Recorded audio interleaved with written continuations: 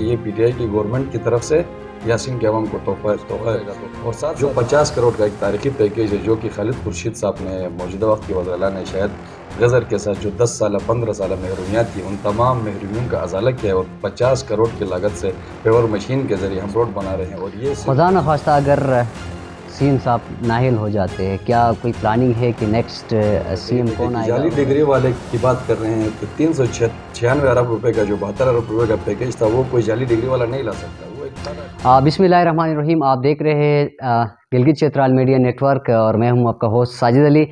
بالکل ناظرین، آج بھی آپ تمام کے لیے کہ بہت ہی اہم اور ایک اہم ایشو کے اوپر ہم بات کرنے کے لیے یہاں پہ موجود ہے۔ جو پروگرام میں ہم نے آج جس شخصیت کو ہم نے مدعو کیا ہے وہ کسی سے ڈکی چھپی نہیں ہے، گلگت بلتستان کا ایک بہت ہی اہم نام ہے جو کہ گلگت بلتستان کے عوام کی حقوق اور یوتھ کے ڈیولپمنٹ کے لیے اہم کردار ادا کر رہا ہے۔ اس وقت پاکستان تحریک انصاف میں ایک اہم عہدے پہ وہ کام کر رہا ہے جو کہ چیف منسٹر کمپلینٹ سیل میں کہ وہ وائس چیئرمین ہے۔ ہمارے ساتھ موجود ہے پروگرام میں سرکار عباس خان مرزا صاحب۔ پروگرام میں آپ کو خوش آمدید کہیں گے سر، بہت شکریہ آپ نے ٹائم دیا۔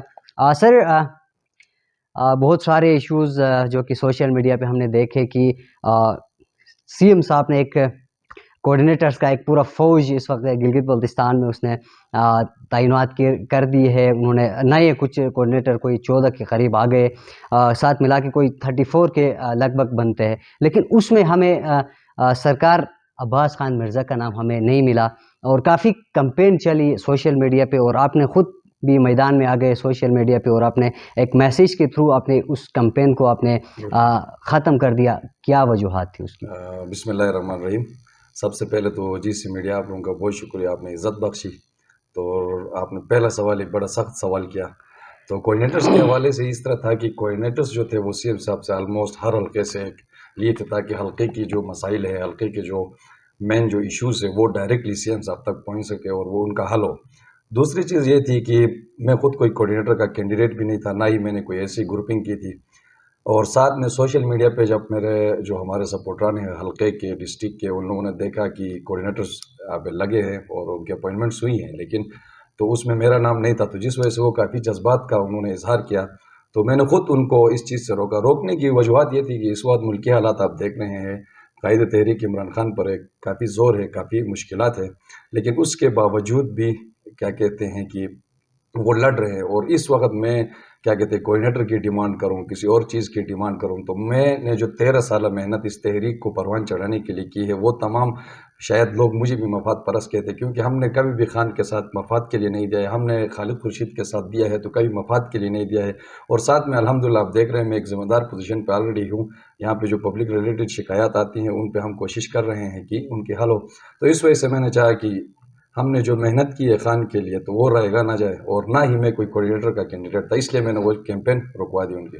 کچھ نیشنل ایشوز پہ ہم بات کریں گے۔ اس وقت پارٹی کے اوپر ایک زور لگا ہے، پارٹی کو اس وقت ٹوٹ پھوٹ کا شکار ہے، کیا سمجھتے ہیں یہ کیا دباؤ کی وجہ سے لوگ چھوڑ کے جا رہے ہیں یا خان صاحب کی کوئی ایسی غلطیاں ہیں جن کی بدولت آج پارٹی بکھر رہی ہے؟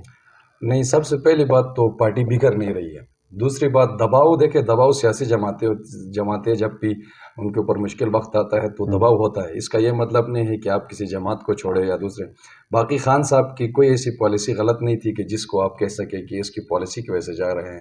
ہاں، کچھ 9 مئی کو کچھ واقعات ہوئے تھے جن کی ہم ہر صورت بھرپور مذمت کرتے ہیں، اور ان کی جتنی مذمت کی جائے کم ہے، ان پہ ہمارا واضح ہے کہ اگر جن عناصر نے اس کو کیا کہتے ہیں وہاں پہ یہ حرکتیں کی یا جو گور کمانڈر ہاؤس پہ حملہ ہوا اس کے تو ہم مکمل طور پر ہم کیا کہتے ہیں اس کے خلاف بات کرتے، اور وہ بالکل غلط ہوا تھا، ان کو کیفر کردار تک پہنچانا چاہیے، لیکن اس سے خان کو ریلیٹ کرنا، کیونکہ خان صاحب اس وقت جیل کے اندر تھے، انہیں گرفتار کر لیا گیا تھا، تو خان صاحب نے نہ کوئی ایسا ویڈیو پیغام دیا، نہ کوئی میسیج تھا، نہ ہی پارٹی کی طرف سے ایسا کوئی چیز تھا کہ آپ جا کے کسی ادارے کو نقصان پہنچائے، تو یہ ایک بے بنیاد الزامات ہے۔ جن لوگوں نے انتشار پھیلایا ہے ان کو سزا ملنا چاہیے، اس پہ تو ہمارا کوئی اور موقف نہیں ہے، ہماری جماعت کا واضح موقف ہے۔ بالکل، آپ پارٹی کے وہ کارکن ہیں جس نے گراس روٹ لیول سے آپ نے اپنے سیاسی جو مستقبل ہے، اپنا کیریئر کا آپ نے آغاز کیا، اور اس وقت آپ پارٹی میں ایک سینئر پوزیشن پہ اس وقت بیٹھے ہوئے۔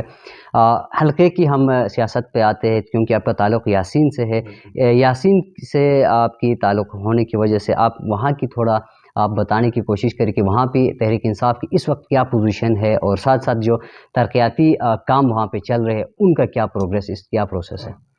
پارٹی کے حوالے سے تو آپ کو پتہ ہے کہ اس بار ہم وہاں سے سیٹ نہیں نکال سکے. پچھلی بار الحمدللہ ہم نے وہاں سے سیٹ ون کیا تھا، لیکن شاید ہماری اپنی کچھ کوتاہیاں تھیں، غلطیاں تھیں. اور ساتھ میں مرکہ جو یہاں پہ صوبے میں جس کی حکومت تھی وہ پتہ تھا، آپ کو سب جانتے ہیں. تو غزر دشمنی میں سب سے اول نمبر پہ وہ رہا حفیظ الرحمان صاحب. اس نے غزر کے تمام پروجیکٹس پہ انہوں نے کیا کہتے ہیں بینڈ لگا دیا. ہمارے 3 ADPs اس نے کینسل کرا دی. تو اس وقت ہم شاید عوام نے اس کا جو غم و غصہ تھا وہ ہمارے جماعت پہ نکالا اور ہمیں ووٹ نہیں دیے.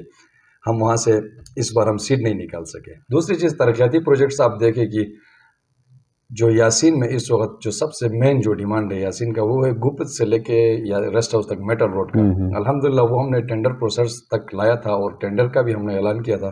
وہ شاید PWD کے کچھ اپنے کچھ انٹرنل کچھ چیزیں ہیں. وہ ٹینڈر جیسے ہی وہ آج کل یا 10-15 دن بعد ٹینڈر اس کا ہو جائے گا. تو جو 50 کروڑ کا ایک تاریخی پیکیج ہے جو کہ خالد خورشید صاحب نے موجودہ وقت کے وزیر اعلیٰ نے شاید غزر کے ساتھ جو 10 سالہ 15 سالہ محرومیات تھی ان تمام محرومیوں کا ازالہ کیا ہے. اور 50 کروڑ کی لاگت سے پیور مشین کے ذریعے ہم روڈ بنا رہے ہیں. اور یہ صرف اور صرف خالد خورشید کی جانب سے یاسین کے عوام کے لیے ایک بہت کیا کہتے ہیں ان کی جو محرومیات تھی ان کا ایک ازالہ ہے. ساتھ میں آپ گپس پل کا دیکھیں 10 کروڑ کا پل ہے، لیکن ہمارے سابقہ جو ہمارے نمائندے ہیں 1-2 اور کچھ موجودہ وہ آپس میں رسہ کشی کر رہے ہیں، جس کی وجہ سے نذیر ایڈوکیٹ کی طرف سے ہمیں ایک بہترین ایک پل کا کیا کہتے ہیں اپنی ADP میں شامل کیا تھا 10 کروڑ کی لاگت سے. آج تک وہ لٹک رہا ہے کیونکہ ان کی آپسی چپکلش ہمیں کام کرنے نہیں دے رہی ہے. ساتھ میں آپ دیکھیں حلقے کے اندر دوسرے چھوٹے موٹے جو پروجیکٹس ہیں وہ، اور ہم نے منتخب نمائندے کی بھی جو 5 کروڑ کی ADP ہے وہ بھی نہیں روکی ہے. جس طرح وہ لوگ ڈرائی جانزیب صاحب کی ADP روک رہے تھے، لیکن ہم نے ان کی ADP بھی نہیں روکی. ہم نے کہا آپ اپنے 5 کروڑ میں جو کام کر سکتے کریں. اور ساتھ میں خصوصی دیکھیں جو روڈ بن رہا ہے وہ CM کے اسپیشل خصوصی فنڈ سے بن رہا ہے، جو اس کی اپنی فنڈ ہے ذاتی فنڈ اس سے بن رہا. تو یہ بات واضح ہے کہ یہ PTI کی گورنمنٹ کی طرف سے یاسین کے عوام کو تحفہ ہے.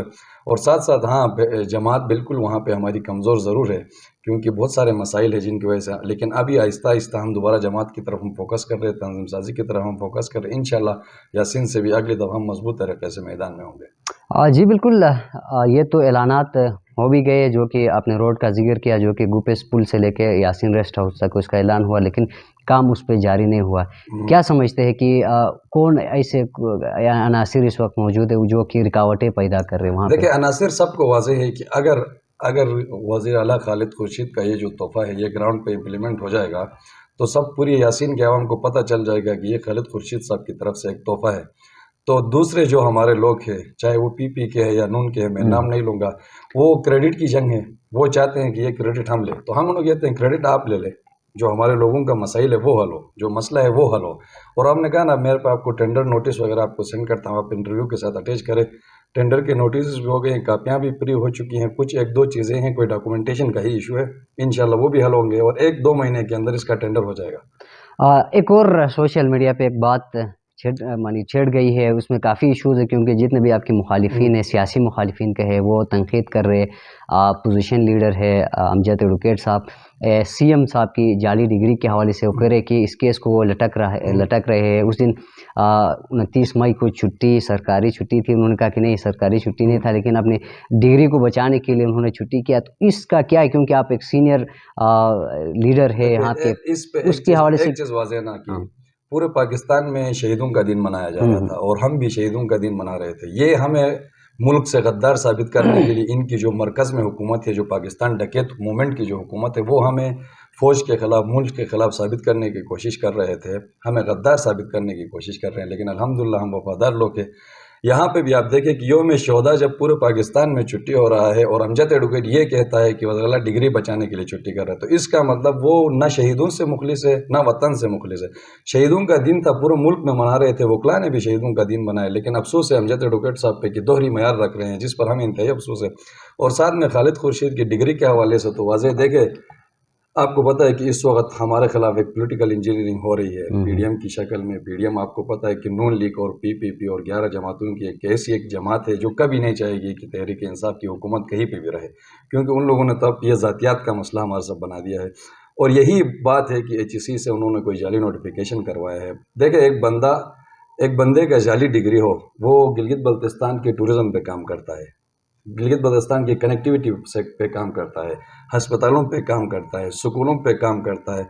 अगर इनसे पहले वालों की आप करकर्दगी देखें कि जाली डिग्री वाले की बात कर रहे हैं तो 396 अरब रुपए का जो 72 अरब रुपए का पैकेज था वो कोई जाली डिग्री वाला नहीं ला सकता। वो एक पढ़ा लिखा खानदानी आदमी ला सकता है जो वेल रन हो। बरतानिया से लेके यहाँ तक वो एक बेहतरीन एक क्या कहते हैं लर्न आदमी है। एक छोटी सी साजिश करने के चक्करों में ये समझते हैं कि खालिद खुर्शीद की किरदार कशी की जाए, क्योंकि पूरे पाकिस्तान की नेशनल मीडिया से लेके इंटरनेशनल मीडिया से लेके आपकी लोकल मीडिया सब खालिद खुर्शीद को कवरेज देना चाहती है, सब खालिद खुर्शीद को सुनना चाहती है। टोटल एक ही वजह है, डिग्री का मसला कुछ नहीं है, ये खालिद की किरदार कशी करना चाहते हैं और इंशाल्लाह इनको मुँह खिकानी पड़ेगी इस मामले में भी। खुदा न खास्ता अगर सीएम साहब नाहिल हो जाते हैं, क्या कोई प्लानिंग है कि नेक्स्ट सीएम कौन आएगा? और सोशल मीडिया पे कल से एक अफवाह भी चल रही है, अफवाह कहे एक पोस्ट कर रहे हैं कि गुलाम अहमद इस वक्त एक बेहतरीन कैंडिडेट है सीएमशिप के लिए। अवल तो अल्लाह खुदा ऐसा नहीं होगा कि खालिद खुर्शीद साहब जाएं। अगर खालिद खुर्शीद साहब का इस तरह कि हमने आज तक खान के बाद गिलगित बल्तिस्तान के अंदर किसी का फैसला माना है तो वो खालिद खुर्शीद का फैसला माना है, तो यहाँ पर खालिद खुर्शीद साहब 5 साल पूरा करना चाहे तो भी हम उनके साथ है। वो कल किसी और को अगर वो किसी क्या कहते हैं वो बाहर मुल्क से कुलभूषण उसको भी नरेंद्र मोदी को भी ला के बनाना चाहे तो हमने खालिद खुर्शीद के फैसले के साथ और इमरान खान के फैसले के साथ खड़े हैं। हमने सुननी ही खालिद और इमरान की है। बाकी ये बातें गुलाम अहमद खैर ये लंबी जाएगी, बात निकले तो फिर दूर तक जाएगी। चले हमारे साथ मौजूद है सरकार अब्बास खान मिर्ज़ा और बहुत ही अच्छे आज डिस्कशन रही पॉलिटिकल नेशनल पॉलिटिकल के हवाले से, हल्के के हवाले से, प्लस गिलगित बल्तिस्तान में कुछ इश्यूज़ चल रहे थे उनके हवाले से हमने बात की। सर बहुत शुक्रिया वंस अगेन। तो इसी के साथ अपने होस्ट साजिद अली को दीजिएगा इजाज़त। अल्लाह हाफिज़।